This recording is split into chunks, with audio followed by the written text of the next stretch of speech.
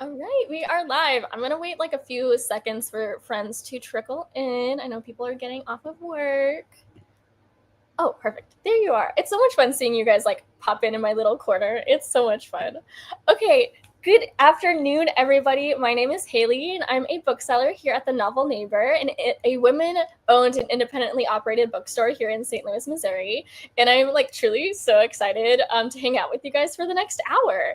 So before I introduce our authors for tonight, I kind of wanted to run through the plan for the evening. You guys already know, but our authors will join me here in just a second to celebrate the release of Salvación, and towards the end of the event, we will have an audience Q&A. So if you have any questions, please feel free to like put them in whatever platform you are watching this on.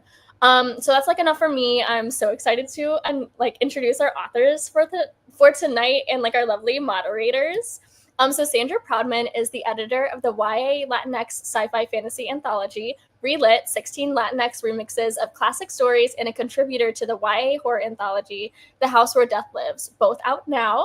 Salvación is her first full-length novel. She is also a literary agent passionate about bringing underrepresented voices to the forefront. When not busily immersed in all things publishing, you can find her spending time with her amazing husband and adorable toddler, gathering roly-polies and going on adventures, catching up on all her shows, or trying to get the perfect tortilla above. So I'm very excited because Sandra is in conversation with not one, but two fellow authors tonight, Aiden Thomas and Amparo Ortiz. So Aiden Thomas is a trans Latinx New York Times bestselling author with an MFA in creative writing from Mills College. Originally from Oakland, California, they now make their home in Portland, Oregon. Aiden is notorious for not being able to guess the endings of books and movies and organizes their bookshelves by color. Their books include The Sunbearer Trials, Duology, Cemetery Boys, and Lost in the Neverwoods. Amparo Ortiz is the author of Blaze Wrath Games and Dragon Blood Ring. She was born in San Juan, Puerto Rico, and currently lives on the island's northeastern coast. When she's not teaching ESL, she's streaming K-pop videos, vlogging for her eponymous YouTube channel, and writing about worlds both contemporary and fantastical. But I truly could talk all night, but I will let Aiden and Amparo take it away. So welcome, my friends. Hello. Hi. Oh my God, it's happening. We are here. It's all coming together. I feel so powerful right All now. happening. So Sandra, congratulations. Yay! This is so exciting. Oh, What I book know. is this for you at this point, including all the anthologies and everything? So it's literally my debut. So it's my full-length debut. So Salvación. And, it'd be, with the anthologies, it would be book 3. This way. But I'm so excited because it's, I feel like, gosh, this book has been, I think I signed the contract for it like 3 years ago. And so it's literally, not to age myself, but it's like, been like 8% of my life has been this book. So I'm very excited to have it. That's a lot, like 3 years. I thought it was like a little bit less, but look at that. Look at publishing. It takes I know. forever. It's really rude because you like write Yes. a book Oh, and then no. you're like, I did it. Right, And then they're like, redo Yes. it 85 times. That's a rip-off. A rough estimate, everyone. Yeah. Yeah. So like we mentioned earlier, we're going to have time for Q&As. So pop those questions into the chat. But to get us started, I'm going to ask my first question, which is, this book opens with a miracle healing in a golden hillside and ends with a masked vigilante wielding a sword. What came to you first, the magic or the rebellion? I love that. And I feel like, so this is a sword retelling. And so I feel like the rebellion kind of came first just because it's a sword retelling. And I had to kind of work like the magic system into it. But I feel like, because it is a sword retelling, like so much of it being a hero story, right? And I feel like it was almost easy for me to be like, well, I already have the character, right? It's like, she has to be like a badass. She has to be like a really good person. She has to be like super righteous. Because that's the way the story is. But also like, how can I give it more of like, she's also a teenage girl. And so how do I give it that spin? And I feel like that definitely came first a little bit. Yeah, I love think that. tracks 100% for me. Yes, those were the vibes. We can confirm. Yes, so now it's my first question for Sandra. We have a couple, so Aiden and myself are going to take some turns. And my question is, Lolly says that her job was to survive by feigning a lack of interest in Sal Negra. So she wanted to be more involved with Sal Negra, but she wasn't supposed to be. So if she were in high school, which subject would she have to force herself to do well in? I love this. I love this Also, question. explain what Sal Negra is for the folks Oh, who yes, haven't of read course. the book yet. Yes. So if you haven't read Salvación yet, so Sal Negra is the magic system. Well, Sal in general is the magic system in the world of Salvación, and Sal Negra. So there's a few different Sals generally in this world, but the ones that we're introduced to in Salvación is Sal Negra and Sal Roja. Sal Negra is the salt that heals, and Sal Roja is the salt that destroys. And so there's kind of like that balance between both sides. But I feel like, to answer your question, Amparo, I don't know if electives still exist. Like, please, electives somewhat exist in this world. But I feel like culinary classes would be one where Lona would be like, this is cool. Yeah. I will get an F in this probably. I cannot imagine cooking in any sort of way, but I think she would have to do it. If it kind of correlates to Salvación, and make her way, one burnt cupcake at a time through this world. I love it because it's also breaking that stereotype that, a young Latina girl is supposed to know her way around the kitchen. Yeah. Oh my gosh, I remember when I was a teenager, which was yesterday. I'm very young, you guys. I couldn't cook either, so we're good. Oh yeah, like there's like 3 staple things that I can do, and and that's it. like variations of said staples, but like that's it. Yeah. Well, it's also, don't you ask just for put like lime and salt and everything, and it's Oh like, right, it's like it's a little burnt, but you're fine. Just put a little salicito You on it. survived. yes, exactly. It's like the meme, like you were driving too fast, but did you die? Yeah, exactly.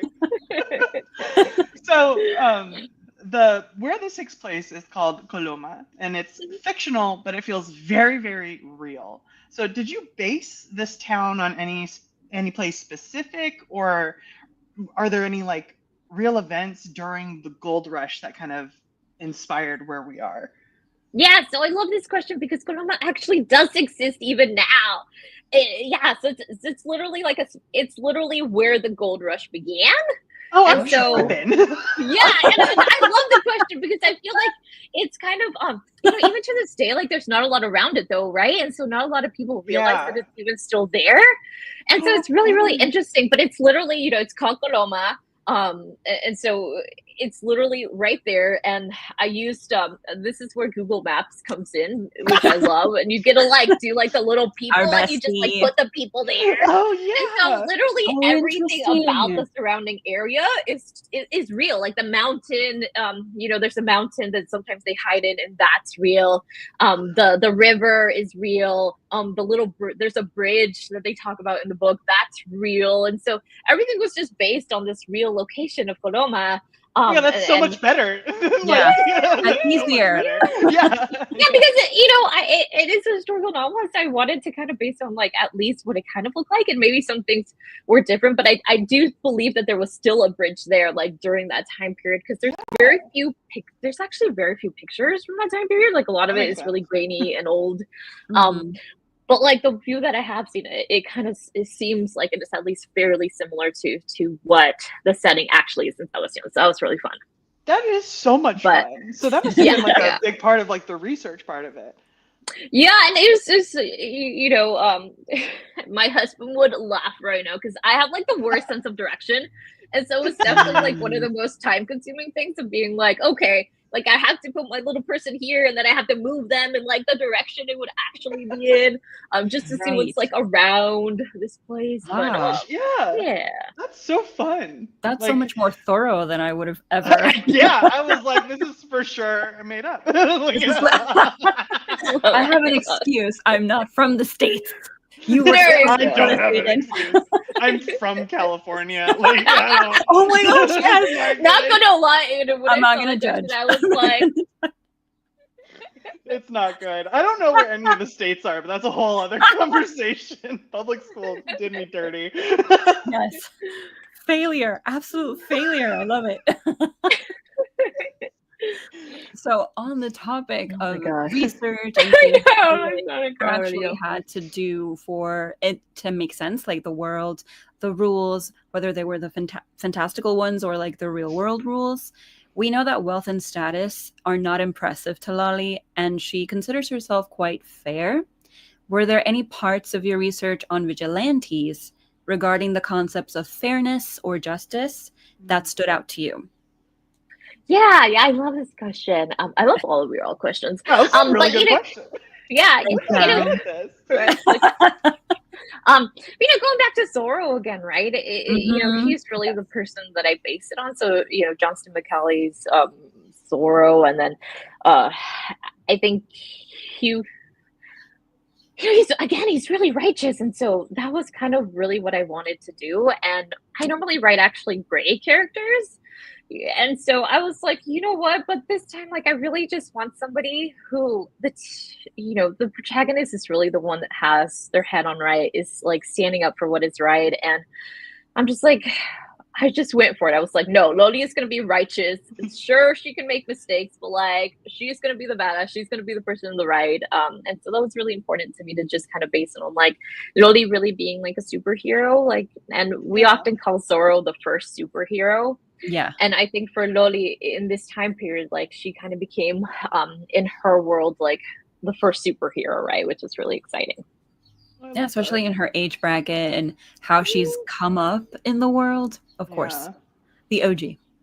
Yeah. The OG. So,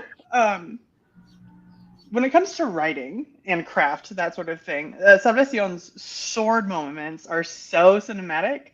So I'm wondering, did you choreograph them in your head, like action scenes while writing, or like how do you? Because there's so many different ways to choreograph fighting scenes, especially to make them like very visual. So I'm wondering like what your process is for that. Yeah. So action scenes are my favorite scenes to write. And I feel like, Salvación is a story that it's very balanced in that it has a lot of quiet moments, but it also has like these big, hopefully cinematic moments with a lot of action in them. And those are kind of some of my favorites. And a lot of them are actually inspired by other things. And so, for example, there's no spoiler, but there's a horse racing scene in there, right? And that one was actually inspired by the horse racing scene in Bridgerton season 2, where they're kind of like horse racing, right? And so some of that I got inspiration from.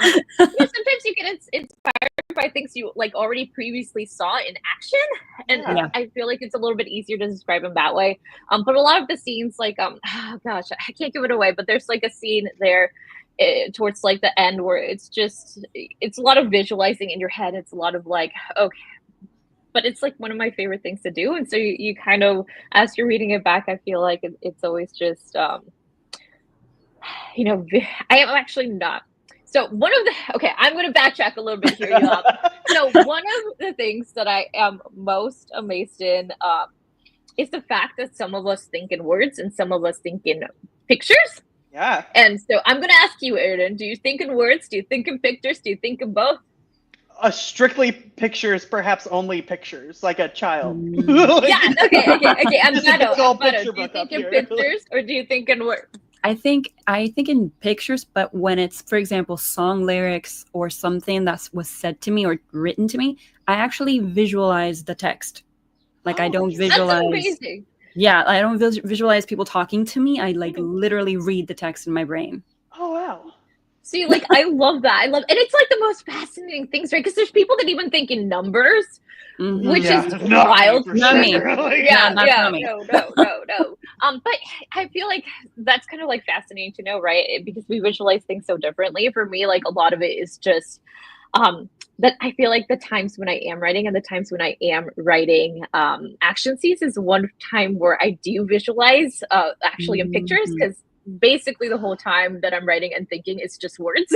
Like that's wild. It's so many words in this little brain. But I do feel like when I get into the action scenes, it becomes pictures and it becomes so much easier to visualize. And I think maybe that is why one of the reasons why I do love writing action scenes is because I do get to like have that movie moment in my brain for once. It's a lot of fun writing action scenes. Play around. And Amparo, how do you do? Because all three of us write a lot of action sequences. So how do you do choreography? So it depends. Sometimes I cheat as well, and I will just Google or find anything visual in terms of like actual combat, like martial arts, or I remember things that I liked as a child or teenager, and I was like, oh, I really remember this sequence in Underworld because vampires, whoo! And then I remember like, okay, so in order for this to work, this person has to be over here, this other person has to be over there. So that takes more time, but I tend to really root it in things I have experienced or seen. Yeah. So for the dragons, was there like any? Oh no, totally made up. Yeah. You're like, dragons is a whole other thing. Totally made up. I was like, okay, so this dragon is this big, and then these other dragons are smaller. So this one has to be over here, and then how big is the sky in Brazil? It's just so much That's so fun. funny. It's so much fun. There's so much sky. Yeah. Oh. There's so much sky. Like in general. Yeah.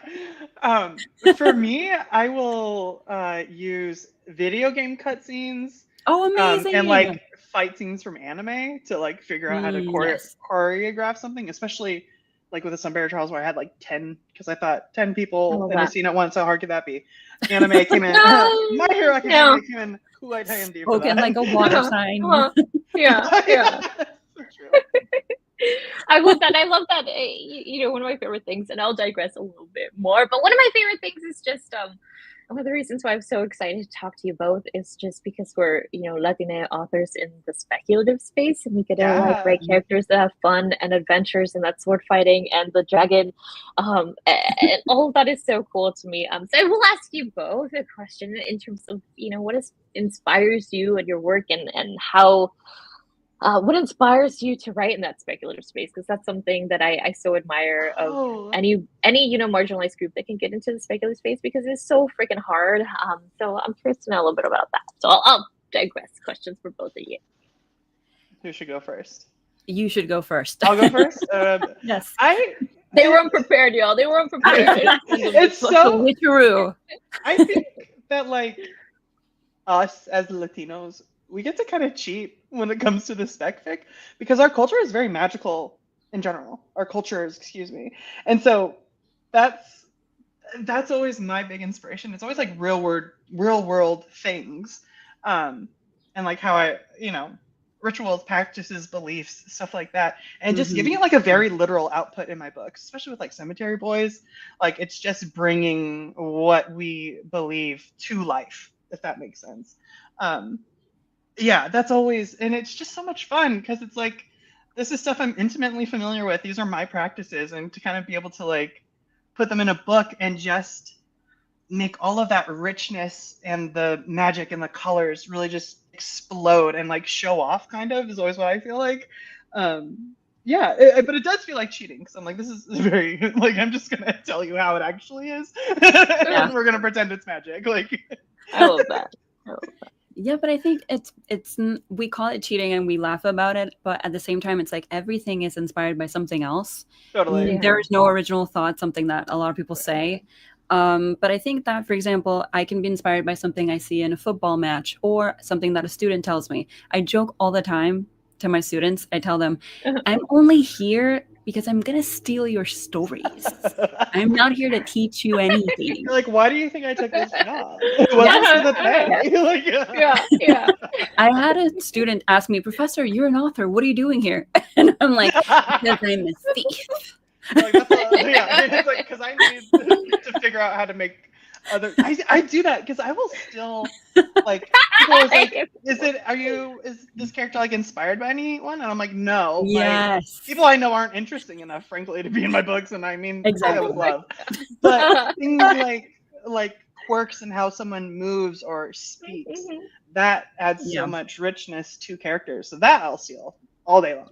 It's like the same thing of, you know, so much of it is like go out and hear people and look at people and watch people and their movements, right? So it's like, it's the same thing. You're just using like the people around you. Exactly. Yeah. Especially when it comes to teens, because I feel like sometimes authors are completely disconnected from like what teens are interested or care about or like what they're coming up against in the world. And I think that's another reason why TikTok is so important and useful as an author, because you can, without being a creep and like showing up at high school, you can see like what they're coming up against. Like what is it that our teens care about? What are they going through? Yeah. Yeah, and I love like Yeah. I mean, we can get into a whole thing about social media, but sometimes when people attack it so much, I'm like, but there's still like good in it, right? Yeah. Like there's still like so many things that we can take away from social media. I feel like there's a balance there, y'all. Like so I much agree. hate for social media for no reason. But Yeah. for some reasons, but for other things, it's like authors need it, y'all. Like when they tried to It's ban true. TikTok and everybody was like, Yeah. It's Yeah, and just also I please, feel God. like we'd never want to gatekeep or like limit ourselves in how we get inspired. yeah. So it's just I love having that. an open mind about, well, of course we should have some limitations, because people, some people will never inspire us, but other times you'll be like, oh, I remembered this thing that happened to this other person a long time ago, and this was a Yeah. question they posed and it never had an answer. So what if I write the answer? That type. Yeah. Oh, I love that. Well, thank you both. Yes, of course. It's my turn, I believe. It's your turn. It is my turn. All right. So, Sandra, when reading about who El Demonio is, and to those of you who have not had the privilege of reading Salvación yet, Oh, El Demonio yeah. is our antagonist, one of our main antagonists. So, all of El Demonio's descriptions are warnings for disobedient children when we first meet him or when we first hear about him. Was he inspired by monsters or evil figures in Latin American folklore?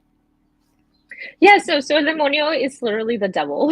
So it's Yeah, like, yeah. so you can imagine like, and in this case, the devil is actually a person, right? A person, and I think so this idea of like El demonio was actually inspired by my mom, not because I call her El demonio, no, not there. Okay, y'all, let me finish talking. That took and a then we can left. judge. You better That took clarify a that real hard quick. left. Okay, and then we can judge. But it was inspired by my mom's stories that she tells me of. My mom grew up Catholic. Yeah, try to clean it up now. And Try to clean it up yeah, now. I'm Kelly. I'm Amparo. I said don't judge until the end. But yeah, Too my late. mom grew up Catholic. Sometimes, like some of the stories that she'll tell me of why she is no longer practicing in a church, right? Going to church is because they used to scare them so bad when they were little. I mean, they were say like literally that the floor was going to open up if they even had any bad thoughts and like was going to eat them, right? And so Yeah. I think this concept of this the concept of like these childhood warnings that are kind of false, like so much of it is based on like intangibles in the real world, right? But so many of our actual villains are real people, and so I feel like that's really what inspired like this intangible notion, but in an actual person, that we see, this very bad man and this very irredeemable man of this person really being like the one that's going to bring the bad in the world versus something that for folks that grow up sometimes in really religious places, like it's just so much based on fear that isn't real and not necessarily teaching kids or teens or even adults like to fear like the people that we actually should be fearing, right? Because those are actual tangible people. Yeah. I love Yeah. that. I love that we also try to So clear see, up Amparo, that- it I was gonna bring it back. We're trying to clear Sandra's mom's name, yeah. but also that would be me as a mom, so I understand her. Yeah, it sounds love like that. very similar experiences to what my parents both like got traumatized as kids, and then we're like, not sending ours to Catholic school or church. We're not doing it, and it's so fear-based. You're so right. No. So other topics that you really tackle are things like colonization, gender roles, and family legacy, all while keeping the story like heart racing and very magical. How did you balance weighty themes with fun fantasy? Yeah, I love that question. I think so much of the weighted themes are based on like the time period, and so much of the weighted themes were actually built into the story automatically. And so you can't talk about the gold rush time period without talking about these weightier things, right? Unless we brush them under the rug, which of course is like, that's not what we want to do right now, right? The opposite. We want to fight against everybody who is trying to push under the rug these real historical moments that teach us things and that we need our teens to know and our teens to realize happened, right? And so much of the story is based on what we know happened during this time, during the gold rush, and had to be one of the hardest things about Salvación was trying to figure out when I was going to set it. And I decided to set it right after the signing of the Treaty of Guadalupe Hidalgo, which is basically when California and Texas were, became part of, quote unquote, what became the United States, right? And so this is a time period of colonization, but I also wanted to, but when I started doing research and when I started writing the story, it became like, well, Lola Albania realistically is also not indigenous, right? Very realistically, like Lola is not indigenous. She might be Mexican, but she's not indigenous. And so I had to bring in those other themes of, okay, but like this Mexican family is also trying to colonize this place in Alta California that doesn't belong to them either. And so a lot of the story was just kind of built in because I had to make it make sense. Yeah. You have to make things make sense still. And in that world, like that's really what ended up making sense and what I had to put in. But then at the same time, you want to have a balance like with Sandra and Sa Negra. And I wanted to balance some of, again, it has to be a story of a hero, and this hero has to realize things, but realize things while they're fighting the bad guy with a sword or a pistol or whatever Lola uses in the book. Sandra Sa Negra, all of the things that are at her disposal. But so much of that, of course, to combat the big bad, we have to make it cinematic and fun still, because I feel like all of us like to imagine a world where we can be that badass. And I think for teens, like I really want to give them like a hero that can be badass, but still save the day. And still you get a little bit of everything in the story, right? Yes. I feel like with my asthma, I definitely lived through her. I was like, wow, look at You're me like, go. I associated with that. Oh, I know. They like climb like mountains and stuff. And I'm just like, yeah. Oh my gosh, Love yes. it. I would have been rolling around just coughing and not responding to anyone. But yes. No, like for real. Speaking of hardly breathing, let's take a little detour towards love, shall we? So there is a very evident aspect to Loli's personality in that she is a very brave girl. She's not one to shy away from a challenge. However, she struggles with admitting that she has a crush or that she's starting to like a guy. Which tropes from the romance genre would you say best represent her love story? Yeah, I love this question. Again, like you're talking about taking things from other things. Of course.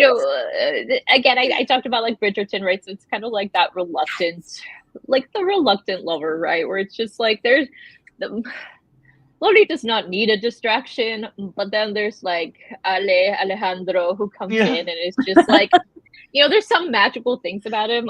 That's a perfect name for a distraction. Yeah, right. And like, Lola loves her horse.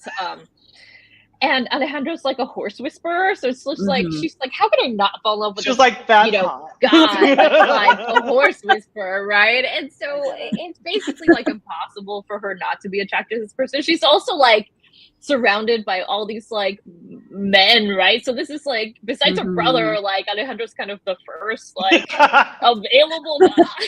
You're like, like by default, yeah, it's like Alejandro's her age, right? So it automatically kind of goes there. But I feel like she doesn't need a distraction, but she deserves like love too, and deserves like to find somebody who she can have a crush on, because again, she is still a teenager, and so had to slip that in there for sure. So it goes, and we're very grateful. We're very grateful. Yeah, thank you for the opportunity.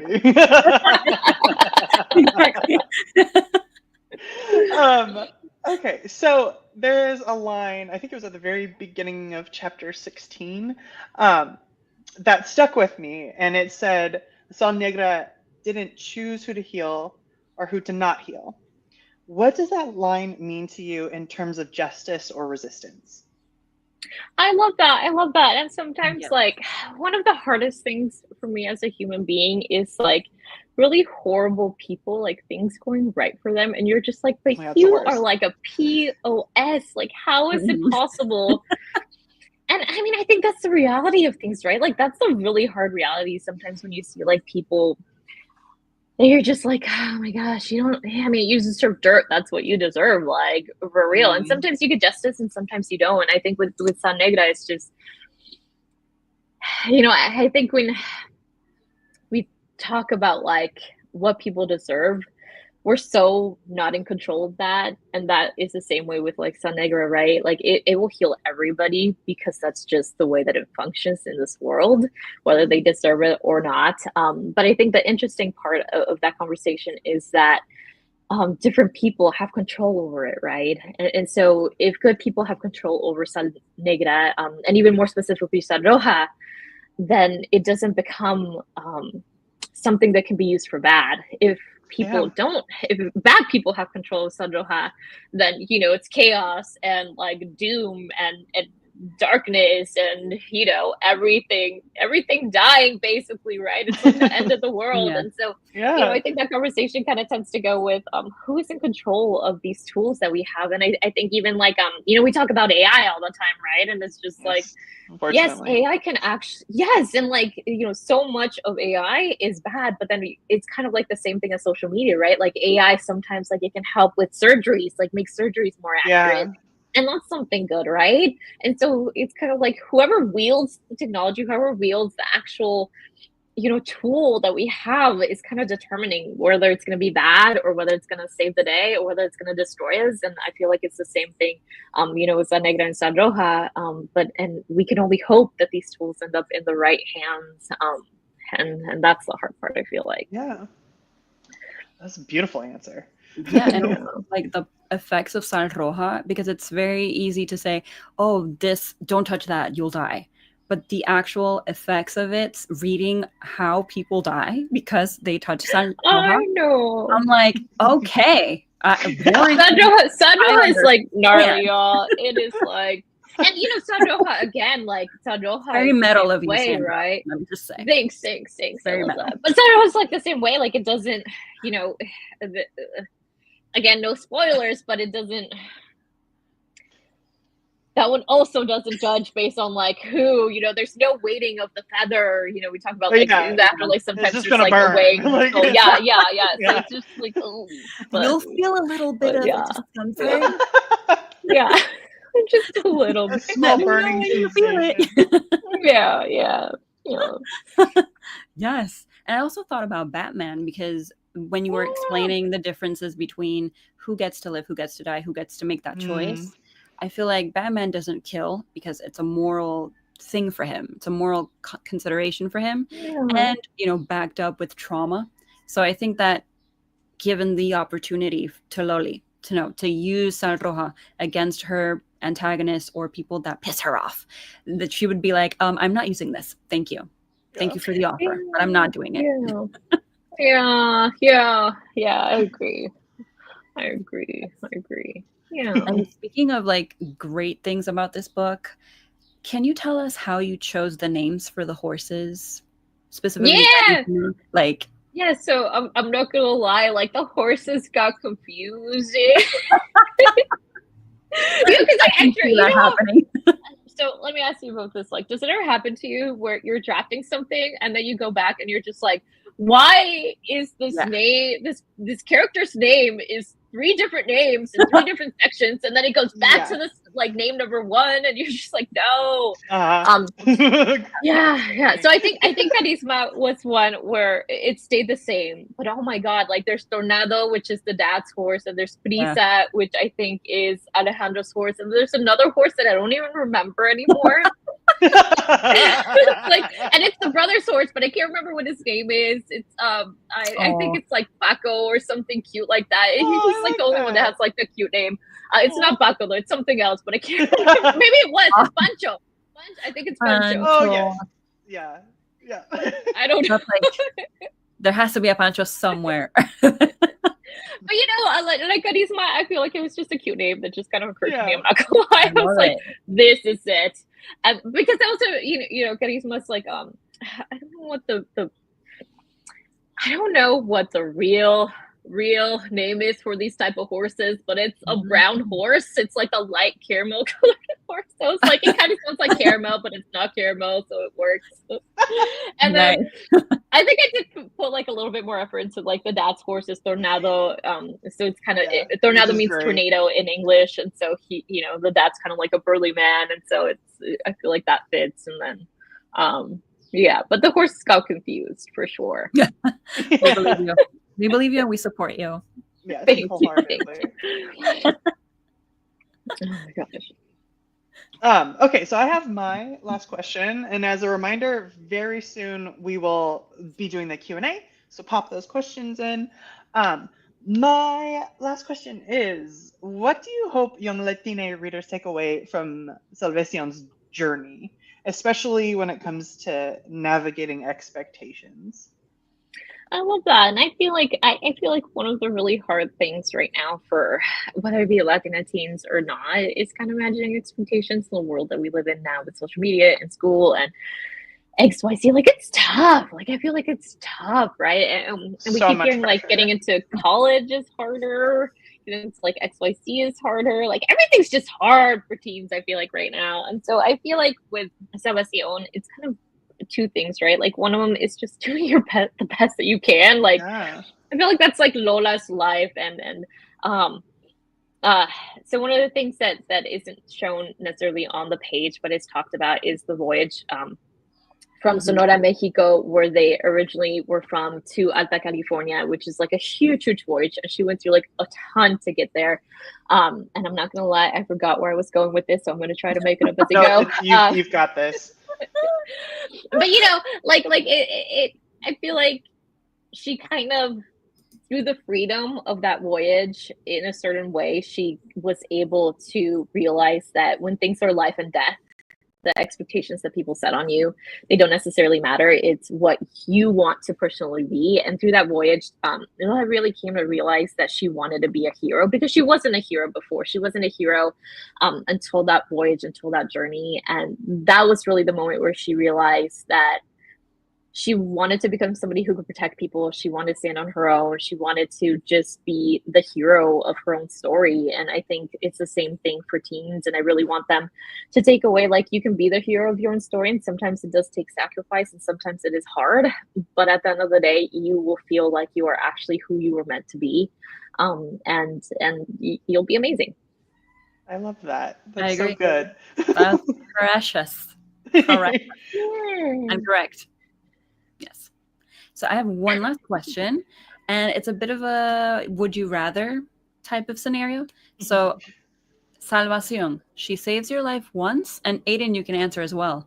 Okay. Salvación saves your lives just one time, or she trains you forever as a fighter. Which would you choose? Oh, I mean, I fighter for sure. I mean, yeah. I want to know. I mean, you know, we talked about this before. Like, I'm also not the person who can like run marathons or climb, 1,000-foot mountains. I would love to get there though. Like the sword fighting, the horse riding. Yes, Yeah. Please take me on that journey for sure. Yeah. What about you, Aiden and Amparo? I feel like I always say that I'm just like a few $1 million short of becoming a vigilante at any given time. So I think I would, as much as it sounds nice to just be the damsel in distress and like get rescued all the time, I do think I would enjoy being trained as a vigilante. I think that sounds like a lot of fun. Yes, I would definitely choose for Salvación to save me just one time, because I believe in the power of legacy, and I can just tell everyone that I was saved by Salvación for the rest of my life. And also my asthma wouldn't make me like do much. So I'm like, I love that. That's okay. I'm fine. I'm alive because of her, and that's what matters. Oh my gosh, I love that. Oh, but I'm curious to know, like, if you would be like, I'm curious to ask both of you a question before we end.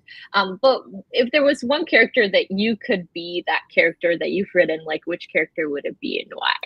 Oh, that one in. Yes. Oh. Like, who would you put yourself in the shoes of? I would probably be one of my elf princes, just because love I'm I'm royalty pushy. and I'm an elf. Yeah. I love it. That's hard. Yeah. It's funny because usually when it's like, which character is you? I'm like, Julian, the one with Oh. riddled with ADHD. That's me. But who would I want to be? In the Yeah. Sunflower Trials, I get asked pretty often, like, who would your godly parent be? And I always say it's a diosa amor, and I would love to have the power to like make people laugh. Yeah. So I Yeah. think like Desi, I would just slot right into Yeah. Desi. Yeah. That's a beautiful It was answer. one of my favorite That is characters beautiful. from that series. So yeah. Oh, yeah. Yeah, I love that. that's a vibe. Mhm. Okay, and now it's time to do audience questions. We're gonna have Haley come back. Here we go. Hi, Haley. The way I've been like giggling and kicking my feet this entire time, I'm just like having a fun, silly, goofy time. And You're welcome. according to chat as well, chat is also Yay. having a silly, goofy Hi, time. chat. Yeah. Okay, so our first question for the night is: who would you want to play your main character in the movie? Oh, I love that question. Oh gosh. I mean, I'm like debating if I should like say something or not say something. So Simple, you gotta manifest You it. should probably say it. okay, I'll say. Manifesting. Oh, I don't know. Is this gonna be published online or not published online? Let me think. So I'll say like maybe I won't say nothing. I'll say, and then, you know, the funny part is like it probably will end up being nothing, but maybe like eventually I would get in trouble. So I won't say who I'm originally thinking. I will say like I would love obviously to just have somebody who can be as badass as Lola de la Peña. And I will say for Alejandro, no. I will say so Alejandro because we haven't talked about him yet. I will say a character for Victor de la Peña who is Salvación's brother, who is also Salvación, which he never gets credit for it, but he is half of Salvación. He's just in the back where he's in the background until he finally like is brave enough to not be in the background. Spoiler alert. But I will say for him, I always imagine like Cholo. Is that how you pronounce his name? Cholo. Oh yes, Cholo, Blue yes. Beetle. Yes, so Cholo, the beautiful actor hair. played Blue Beetle with like the curly hair. So that is who I imagine for Lola's brother for sure. I'm just like, yes. Interesting. Come on, dude. Come on. One day maybe. Yes. Listen, we're manifesting it. We're speaking it into We're existence. manifesting Absolutely. it. But it's like the same thing with all my characters because I love him so much. And I'm just like, this is basically Cholo. You're like every character I write is actually aiming towards Cholo. Yeah. You never know one day. One day, if you're someone who makes movies in the chat, Hit us up. hit us up. Oh. All right, what does your writing process look like? Mm. Oh, I love I'm that. always It looks very chaotic. So chaotic. So for anybody who doesn't know, I have a 4-year-old, I have a toddler, and so my writing is usually like I will tell my husband he has to go away with my toddler for like a day. I'm just like, Leave me. give me a Leave me day. Yes, like let me be. So Child, real. let me be. And he's adorable and the best, but it is, you know, he's an only child, and so the only child like syndrome is very strong there, and so it ends up being like very long periods of sprinting. And so it ends up being literally like, you know, my husband will take my kiddo and I will, from the moment they leave, so the moment they walk out the door, I grab my computer and I start writing. And then I just write for like the next 8-10 hours until I have to go to sleep, and I'll wake up until Usually they just get doing home. as I will much as write. you can, like Yeah, just yeah, running. Yeah. And so that's kind of what it looks like now, which I've kind of gotten used to it. And it's the same thing for revising. Like I'll get an edit letter. Like I got an edit letter today, y'all, and I was like, what? The nerve. Like, why me? Right. What is that? Right. I got an edit letter today, and I'm already kind of eyeing the calendar. Like, when my husband's name is Joe? If you're listening, hi. But I'm like, when can I schedule Joe to leave so I can just like tackle this thing? So it's literally just like tackling large chunks of time, or when my kiddo falls asleep, or nap times, which can be a little bit chaotic, but I manage. True survivor. Yeah. Survivor. On kind of like that same vein, do you listen to music while you're right? And if so, what kind of music do you listen to? Oh yeah, So the I big normally question of like lyric music is that's always Yeah. like yeah. big difference. So I usually don't, but I will say while I was working in Salvación, I really fell in love with the soundtrack for Spider-Man Into the Spider-Verse, like the second one. Yeah, and I would listen to that when I was editing. It would get me like pumped. You know, I'd go to a coffee shop and be like, I'd go to a coffee shop and have like 3 hours to like do this, and I would just like listen to it over and over. And there's like the songs where you're just like, yes, like So good. Wait, I'm curious to know, Aiden and Amparo, what do you two listen to anything? Yes. I have playlists dedicated to each book, but sometimes love I that. will just use it depends. If I'm drafting, I don't listen to music while I draft, but I will listen to the music before I sit down to write. Oh yeah. But if I'm revising, that. I do listen to the music while I'm working. Yeah. That's awesome. I listen to music all the time, but I'm half deaf, so it's like I can't really hear the lyrics anyways. So it's like it's not really interrupting anything. You know, it's just It's like vibes. white noise. Yeah, I'm I'm not like, here. I'm I'm not. listening to, like, It's not the here. beats and things. But it's so funny that you said that because for the Sunbearer Trials, the first book was the first Spider-Verse like soundtrack. Okay. And Bo Burnham's inside, but we don't have to talk about that right now. The second book was the second movie soundtrack. Those soundtracks are incredible, especially for those really actiony like books and scenes and so. Oh god, it's so good. It's so good. They just get you pumped, and like I felt oh, they're just so good. Like, have you ever seen the Spider-Man Into the Spider-Verse, Amparo? Or I've seen the first one. I have not. okay, seen you the have second to watch one. the second one because the soundtrack for that, like the opening scene So of that, like So good. it's so good, and it just gets you so freaking pumped to like you're like, yes, I can tackle everything with this I'm movie. invincible. Yeah, yes. It gets me like It does. excited about the writing process, Right. and like that's Yeah. the whole struggle with me is like just being Like, excited to getting sing down, right. yeah. Yeah, exactly. I know. I feel like that soundtrack really just like changed my brain chemistry. And like as soon as Miguel O'Hara walks on, and it's like that. Yeah. Anyway, I love that. I love that whole soundtrack. Moving It's so on.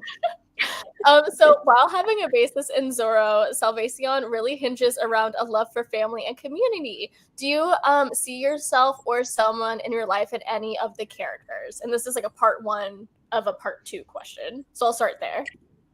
Yeah, I love this question. I think, you know, normally I don't write characters like myself very much, but I feel like Lola is a little bit like me. Like there are just some things that feel very close, and so I do feel like, and with the minus again of like I can't really, you know, sword fight or like do any of that. But besides that, like all the non-important stuff about her, like that's me right there. I feel like I see myself there, and I also see myself a little bit in like her brother, Victor de la Peña, because I feel like he is somebody who is so loyal and is so devoted to, you know, protecting his sister, and I feel like I'm definitely that type of person where I just feel so loyal to the people I care about and the people I love and the people around me, and so I feel that very much. Yeah, and I think you answered like the second part of that question too. So, since this is based off of Zorro, would you write a book based off of other vigilantes in history? I love that. And so, oh gosh, I mean, I have nothing upcoming that would be that, but I will say I am going to have another retelling. It won't be, so I just announced my sophomore book, Love in the Oasis, which is going to be out next year, which is a dual perspective dystopian romance. And then after that, I am going to be tackling another retelling of a favorite Disney film. I won't say which one yet, but I can share that at least. I'm listening. I'm excited. Yeah, I'm like, oh. I'm like, let me get closer. If you drop a little secret, well, these people chat keep a secret. The chat stays locked. Okay, jet locked. It's, you know, both a book and a movie, and so maybe that gives you some hints of like what it could be. I think there's only like a couple that it could be, or like 2 or 3. So I think that'll be a good hint. But I'm really, really, really excited about it. I will say that I've been drafting it, and it's a lot of fun. Oh, I'm so curious. That does sound like a lot of fun. I'm like, whoever's good at like get those Reddit people in there. They'll Yeah. Oh no. Okay, what kind of research did you do writing this book? Yeah, Google so Maps. Again, Google As Maps. we know. For anybody More that might have than missed, I Google did. Maps played a really big part of like the research in this. I mean, it really did. But I will say like some of the other research was just based on like the things that they actually used back then. For example, like I couldn't say hair gel. Like I had to research like what they actually Oh, used and what they yeah. actually called it. Like I thought maybe it would be petroleum, but it wasn't even petroleum. I can't even remember what it ended I up can't being. remember I always had to go back and re-research that, and I couldn't always find You're it like, right what away. is So it was Hair the worst. gravy. Yeah, yeah. So just little things like that. Like even the type of hat is like a special type of hat, and so I had to research like the name. The very last thing that I had to research actually had to do with like guns. And so I had to research like apparently revolvers were just starting to come out, and so everything else was a single barrel pistol. And so one of the last things my editor had me go through and do was just like, this needs to be historically It's accurate. the guns, yeah. Okay. It's always the guns. I know, cool. But yeah, so that was kind of interesting of having to do like the weapons research. Wow. Yeah, I feel like that's why I can't do historical. I just like the research would take me. I'm such a slow reader, and like it would take me years. I'm just like imagining like what your Google search history looks like. Yeah. Oh, I know. Typo guns. I'm just like, Like the little Yeah. FBI agent in your phone is like, what is going on right now? Oh, this one's actually kind of fun too. Kind of going on the same thing. Like, are there any other historical events that you would want to base a book around? Since we're talking about I love that. Yes, I actually do have an answer to this. I love like so there used to be a group of women. I think it was during like oh gosh, I can't remember what like war, but there used to be this group of women like fighters known as las Adelitas. And it's like part of Mexican history. They used to be so cool. Like, so if you imagine like the women who wear like the sombreros and then they have like the little like rifles, right? And Yes, they're so freaking cool. So I did start one. I did start that before, and it kind of like flopped a little bit in my brain. But there's something I kind of feel like going back to at some point is how can I make like a fantasy around that part of history, which I think they're just so freaking cool. You must revisit. You must. Right. Amparo, is there like a history thing that you would want to play with? So yes, but most of it is like with my previous work, I've mostly stolen from European myth, and I'm like, or history, because I do that. So I'm like, so I'm like, what can I? But right now, I am working with a historical. So I'm kind of in that same boat as Sandra was mentioning, like getting everything as accurate as possible, Googling a lot. That search history is intense, but my Notion page is quite full. But it's something that I've been very interested in is the very like not well spoken about or not discussed enough conflicts that have happened in my country on the island of Puerto Rico. And like a lot of times I will know a lot of US history. And when I say a lot, it's a very loose term. And then I will look back and I'm like, well, what was happening here that was reflected? That's so interesting. I love that. Yeah. Because everything that the US has historically, politically, all of it has impacted us as well. But they're not spoken about in tandem or like together. It's more like this is US history and then this is Puerto Rican history. I'm like, but they were actually interlaced in a way. Yeah. For can we ask if your historical is fantasy? Is it history? It's horror. Fun. That's all you had to say, Amparo. And I'm like, books why? sounds so much more interesting than mine, or maybe I just don't want to draft anymore. That might be where I'm at. Yeah, it's normal. That's normal. I don't know that. Okay, this one's also fun. If you guys could write in any other genre, what would it be? Romance. Girl, get in there. Say less. Yeah, I mean, say less. My problem is that I've written in a lot of different genres already. Like my first book was a retelling, urban fantasy, yes. high fantasy. My back to urban fantasy. My next book, Gay Titanic in Space, is going to be sci-fi. I have a contemporary romance coming out. Buzzwords. Yeah, the one. Yeah. So publicity focused. I love it. I would really, really like to do horror. I think I would have fun with it, and I'm a huge horror fan in general. But I would need to figure out something super creepy. The Cemetery Boys sequel, I will say, is like pretty creepy. I've cranked to the notch. Very up a little good. bit. I love to hear this. I'm trying to like gently ease my readers into the idea that maybe not every character is safe all the time in my books. Good. So when I ruin their lives in a book that's coming out later, they'll be more prepared. Good. Oh no, I love that. Oh gosh.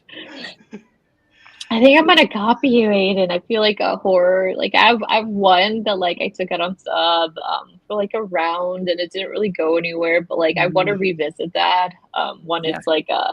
it's like a mountain horror, so it's got like survival sort of thing. And I feel like with Yellow Jackets, like I could totally revisit it, but it's just like Yes. you know, I'll revisit Love it with Yellow like Jackets. the kids in like college or something.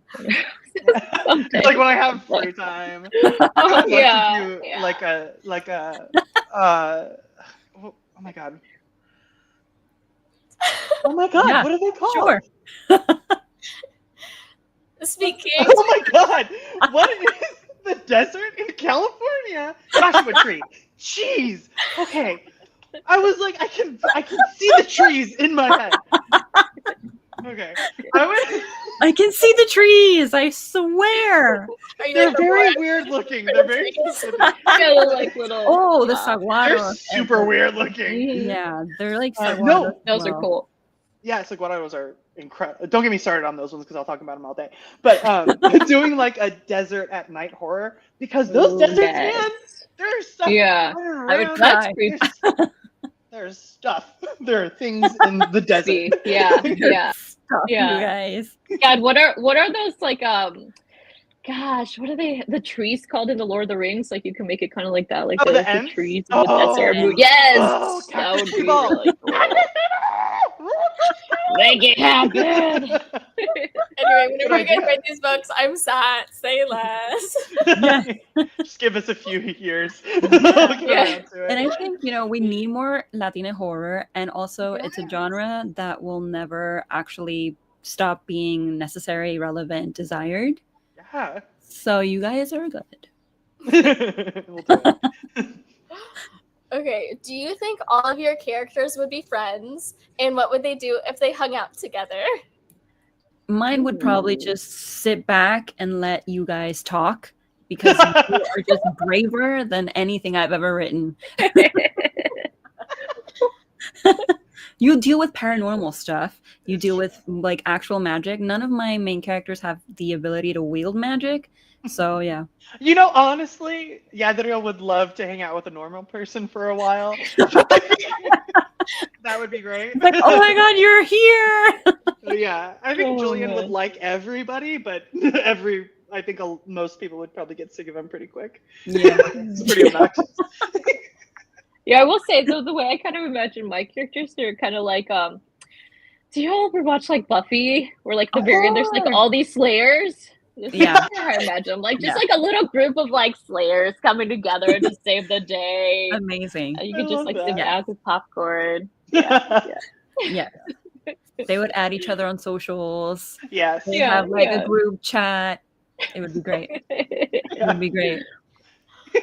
Okay, and I They would think send each other TikToks. Okay, I'm done. the group chat was like a full For You page of just Yes. Yeah. Yeah. and All the memes. Okay, and I think we have time for one more question, and I think this one will take up all of our time because I think it's fun. What advice would you give for aspiring writers? I love Gosh, do we have time for I know. It's just like The like 2 minutes, go. the like practical but not fun advice that I tell up and coming writers is to finish your first draft. I talk to so many people and start giving them advice, and they're like, "Oh, haven't finished my first draft," and I'm like, "Okay, well, that is the hardest and most important part." I love that one. I love that. And to kind of piggyback off that, like, keep going, right? Because it's like I feel like so many authors get in their heads until like it becomes hard to even finish that draft. And so it's just like you're okay, like that draft can be, shit. Like it's okay if it's like not good. Absolute You will be fine. Yeah. Where the magic happened is in revisions. Oh, I yes. think we can all agree to that. So Oh, a I shitty first draft agree. is expected and perhaps needed. Yeah. Yeah, that's where it becomes an actual book to me. Yeah. At first, it's just my thoughts and my feelings, and then it's a book.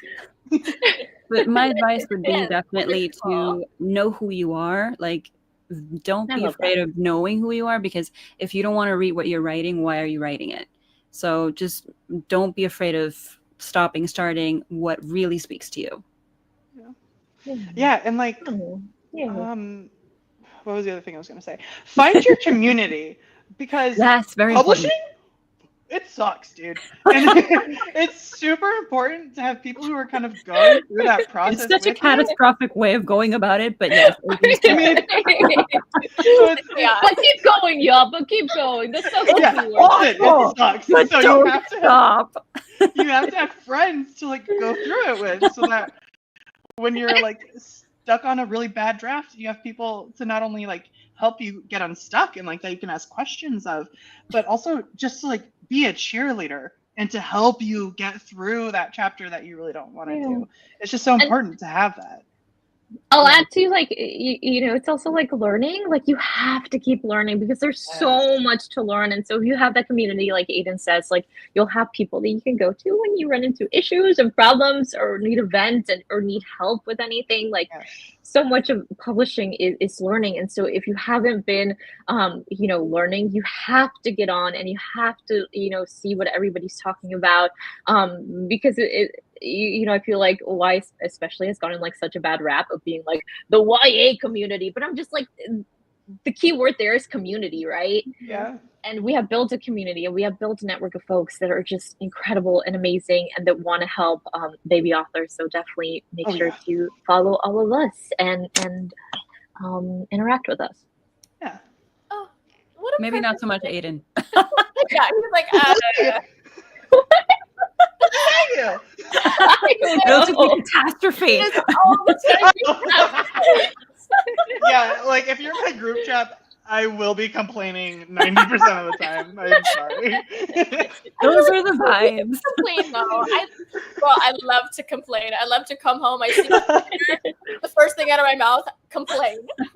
Here's my list of daily grievances. Oh no! Oh no! Live, you know the deal. Like a crow, they never forget.